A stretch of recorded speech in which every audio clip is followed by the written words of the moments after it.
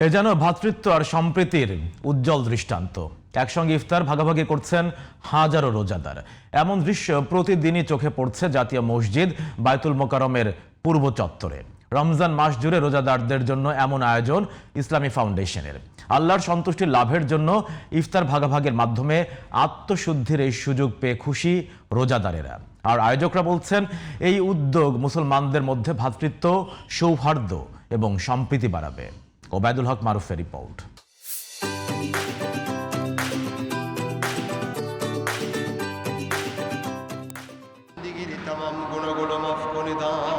বড় বড় পাত্রে সাজানো হচ্ছে খেজুর, আলু চপ, বেগুনি, পেঁয়াজু, জিলাপি আর ছোলা। প্রতিটি পাত্রে 5 জন রোজাদারের জন্য এই ইফতার।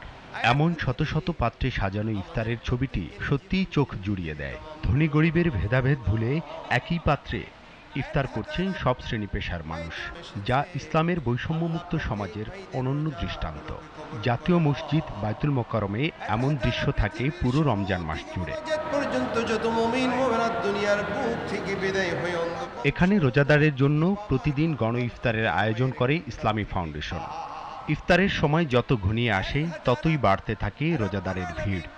সম্মিলিত দোয়া, দরুদ আর তাসবিহ তাহলিলে মুখরিত হয়ে ওঠে পরিবেশ। আল্লাহু আকবার ধ্বনিতে আজানের প্রথম বাক্যেই একসঙ্গে ইফতার করেন হাজারো রোজাদার। ইফতারির পূর্বে পবিত্র সময়ে সম্মিলিত আয়োজনে যুক্ত হতে পেরে রোজাদারের মনেও ছুঁয়ে যায় সাম্যের অনুভূতি। আমার ইসলাম ধর্মের ঐতিহ্যই হলো এইভাবে ইফতার করা, সম্মিলিতভাবে সবাই মিলে একসাথে ইফতার করা। আমি আজকে প্রথম এবং এসে দেখলাম যে মোটামুটি না ভালো লাগছে। আমি অন্য একটা কাজে আসলাম, আটকা পড়ে গেছি, আজকে আসছি এখানে অনেক লোকজন, সুন্দর পরিবেশ, ভালো লাগতেছে। অনেক আলেম থাকে, অনেক গরিব মানুষ থাকে, অনেক সাধারণ মানুষ থাকে, সবার সাথে একত্রে দোয়া করা, কার দোয়া কবুল যায় কেউ বলতে পারে না। আল্লাহ রাসূলের সুন্নত পালন হলো আর আমি কিছু সওয়াবের মালিক হইলাম। ধর্ম মন্ত্রণালয়ের উদ্যোগে ইসলামী ফাউন্ডেশনের এই আয়োজন প্রতিদিন হাজারো রোজাদারের মধ্যে সৌহার্দ্য আর সম্প্রীতি চর্চার সুযোগ করে দেয়।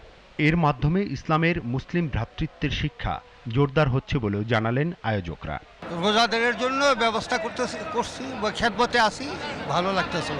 আপামর জনতার জন্য উন্মুক্তভাবে, যাতে করে এখানে ধনী গরিব সকলে কাঁধে কাঁধ মিলে একাকার হয়ে আল্লাহর নৈকট্য লাভের আশায় আমরা সকলে স্বাচ্ছন্দ্যে ইফতার করব, এই জন্যই এটা ব্যবস্থাটা করা হয়। ভেদাভেদ ভুলে ইসলামের মহান আদর্শের অনুপ্রেরণায় এমন আয়োজন বায়তুল মোকাররমের গণ্ডি পেরিয়ে ছড়িয়ে পড়ুক সমাজের প্রতিটি স্তরে, সেই কামনাও করছেন রোজাদাররা। আত্মশুদ্ধির মাস রমজান, আর এই রমজানে বায়তুল মোকাররমে উপস্থিত হাজারো মুসল্লি তার ভাইদের সঙ্গে ইফতার ভাগাভাগি করে খেতে পেরে তারা আনন্দিত।